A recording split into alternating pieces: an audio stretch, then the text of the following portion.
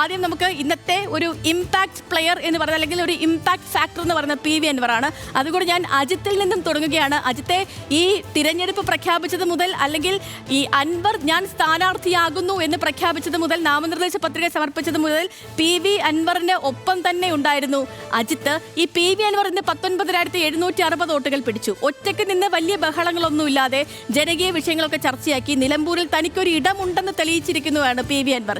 ഇനി അൻവറിന്റെ രാഷ്ട്രീയ ഭാവി കൂടിയാണ് നമ്മൾ അറിയാനുള്ളത്. അടച്ച വാതിലുകളൊക്കെ തുറക്കാമല്ലോ എന്നാണ് KPCC അധ്യക്ഷൻ ആദ്യം പറഞ്ഞത്. പിന്നെ തിരുത്തി, പക്ഷെ ആദ്യം പറഞ്ഞത് ഇങ്ങനെയായിരുന്നു. ചെന്നിത്തല പറഞ്ഞതും സമാനമാണ്, സുധാകരൻ പറഞ്ഞതും സമാനമാണ്. എന്താണ് ഇനി PV അൻവറിന്റെ രാഷ്ട്രീയ ഭാവി? അജിത്ത്. സേതുലക്ഷ്മി ഒരു സിനിമയുടെ കഥ പോലെയാണ്. അതായത് മുഖ്യമന്ത്രിയുമായി ഉടക്കി, അത്തരത്തിൽ CPM-മായി ഉടക്കി, CPM-ൽ നിന്ന് പുറത്തേക്ക്, അല്ലെങ്കിൽ ഇടതുപക്ഷവുമായി സഹകരണം അവസാനിപ്പിച്ചതിന് ശേഷം UDF-ൽ അസോസിയേറ്റ് അംഗത്വം എന്ന ആശയത്തിൽ നിൽക്കുന്ന സമയത്താണ് സ്ഥാനാർത്ഥിക്കെതിരെ ആര്യാടൻ ഷൗക്കത്തിനെതിരെ പരാമർശം നടത്തുകയും പിന്നീട് അത് തിരുത്തണമെന്ന് VD സതീശൻ ആവശ്യപ്പെടുകയും തുടർന്ന് VD സതീശനെതിരെയും അതുപോലെ തന്നെ പിണറായി വിജയനെതിരെയും ഒരേപോലെ വിമർശനം ഉന്നയിച്ചുകൊണ്ട് സ്ഥാനാർത്ഥിയായി മത്സരിക്കുന്ന ഘട്ടത്തിലേക്കാണ് PV അൻവർ പോയത്. ഈ രണ്ട് മുന്നണികളും PV അൻവർ ഫാക്ടർ ഇല്ല എന്ന് ഉറച്ചു വിശ്വസിക്കുകയായിരുന്നു. പക്ഷേ ഈ കഴിഞ്ഞ ദിവസങ്ങളിലൊക്കെ നമ്മൾ അദ്ദേഹത്തിൻ്റെ കൂടെ സഞ്ചരിക്കുന്ന ഘട്ടത്തിൽ നമ്മൾ പറഞ്ഞിരുന്നു, കൃത്യമായ രീതിയിൽ സംഘടനാ തലത്തിൽ ഒരു പ്രത്യേക രീതിയിലുള്ള വർക്കാണ് അദ്ദേഹത്തിൻ്റെ ഭാഗത്തു നിന്നുണ്ടാകുന്ന ഉൾപ്പെടെയുള്ള കാര്യങ്ങൾ പറഞ്ഞു. ഇന്ന് ഫലം വന്നപ്പോൾ അതിന് ഏതാണ്ട് കൃത്യമായ രീതിയിൽ അവർ പ്രതീക്ഷിച്ചതിനനുസരിച്ച് 15,000-നും 25,000-നും ഇടയ്ക്കുള്ള വോട്ട് എന്ന് പറയുന്ന നിലയിലേക്ക് തന്നെ മെച്ചപ്പെട്ട രീതിയിൽ ഒരു പെർഫോമൻസ് കാഴ്ചവെക്കാൻ കഴിഞ്ഞിരിക്കുന്നു. ഈ തെരഞ്ഞെടുപ്പിലെ ഇമ്പാക്ട് പ്ലെയർ അല്ലെങ്കിൽ ഓപ്പണർ PV അൻവറാണ് എന്നുള്ള കാര്യത്തിൽ സംശയമില്ല. മാത്രമല്ല ഇത് LDF-നുള്ളിൽ ഉണ്ടാക്കുന്ന ചോദ്യങ്ങളൊക്കെ വളരെ വലുതാണ്. പ്രത്യേകിച്ചും LDF-ന്റെ ശക്തി കേന്ദ്രങ്ങളിലൊക്കെ നഷ്ടപ്പെട്ട വോട്ടുകളുമായി ബന്ധപ്പെട്ട തുടർ ചർച്ചകളൊക്കെ വരും ദിവസങ്ങളിലുണ്ടാകും. മാത്രമല്ല അതിനുശേഷം ഇന്ന് നിരവധിയായിട്ടുള്ള ഡിമാൻഡുകളാണ് PV അൻവർ വെച്ചത്. ആ ഡിമാൻഡ് വെക്കാൻ കാരണം അവിടെ തൊട്ടാണ് പ്രധാനപ്പെട്ട കാരണം. ഇത്രയും വോട്ട് ലഭിച്ചതോടുകൂടി PV അൻവർ ഫാക്ടർ ആക്റ്റീവ് ആണെന്ന് എല്ലാവർക്കും അംഗീകരിക്കേണ്ടി വരുന്നു. ഇതോടുകൂടി ഇനി കേരള രാഷ്ട്രീയത്തിൽ ഒരു ബാർഗെയിനിങ് പവറായി തന്നെ കാര്യങ്ങൾ അവതരിപ്പിക്കാൻ ശേഷിയുള്ള ഒരാളെന്ന നിലയ്ക്ക് തൻ്റെ വിഷയങ്ങൾ അവതരിപ്പിക്കുന്ന രീതിയിലേക്ക് PV അൻവർ മാറി. ഇന്നലെ വരെ അനിശ്ചിതത്വം നിറഞ്ഞ ഒരു രാഷ്ട്രീയ ഭാവിയായിരുന്നു PV അൻവറിന് മുമ്പിൽ ഉണ്ടായിരുന്നെങ്കിൽ ഇന്ന് മുതൽ UDF-ന് മുമ്പിൽ ശക്തമായി ഇതാണ് ഞങ്ങളുടെ ആവശ്യമെന്ന് പറയാൻ കഴിയുന്ന രീതിയിലേക്കുള്ള ഒരു പവർ ഇപ്പോൾ അവർക്കുണ്ടായിരിക്കുന്നു.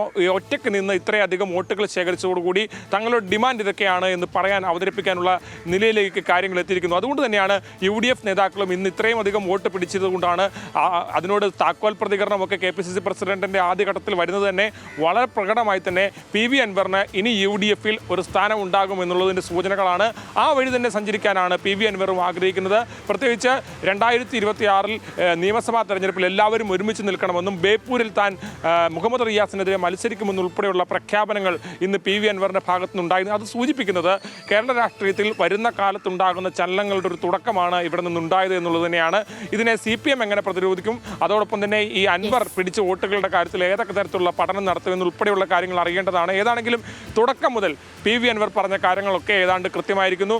5,000 വരെ വോട്ടുകൾ വഴിക്കടവിൽ ലഭിക്കുമെന്ന് പ്രതീക്ഷിച്ചെങ്കിലും അത്രയും ലഭിച്ചില്ലെങ്കിലും 1,500-ന് മുകളിൽ വോട്ടുകൾ ആദ്യത്തെ 14 കേന്ദ്രങ്ങൾ എണ്ണിയപ്പോൾ തന്നെ ലഭിക്കുന്ന സാഹചര്യം ഉണ്ടായി. അത്തരത്തിൽ 14 ബൂത്തുകൾ എണ്ണിയപ്പോൾ തന്നെ 1,500 വോട്ടുകൾ നേടിയതോടുകൂടി PV അൻവർ ഫാക്ടർ ഉണ്ടെന്ന് കൃത്യമായിരുന്നു.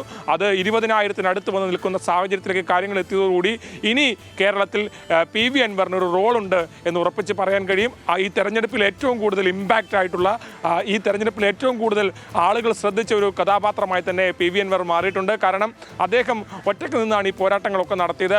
പോസ്റ്റർ നോക്കാൻ, തെരഞ്ഞെടുപ്പ് പ്രചരണത്തിന് വീട് കയറാൻ, ഫണ്ട് പിരിക്കാൻ, അങ്ങനെ എല്ലാ കാര്യങ്ങൾക്കും PV അൻവർ തന്നെയായിരുന്നു. അതുകൊണ്ട് തന്നെ ഈ മുന്നണികളെ ആകെ ഞെട്ടിച്ച ഈ വിജയം ഉറപ്പായും വരും ദിവസങ്ങളിൽ കേരളത്തിൽ വലിയ ചർച്ചകൾ ഉണ്ടാക്കും. UDF-ലേക്കുള്ള അദ്ദേഹത്തിൻ്റെ വഴി കുറച്ചുകൂടി എളുപ്പമായി എന്നുള്ളതാണ് ഈ തെരഞ്ഞെടുപ്പ് ചൂണ്ടിക്കാണിക്കുന്ന ഏറ്റവും പ്രധാനപ്പെട്ട കാര്യം. ഓക്കെ അജിത്ത്, വ്യക്തമാണ്.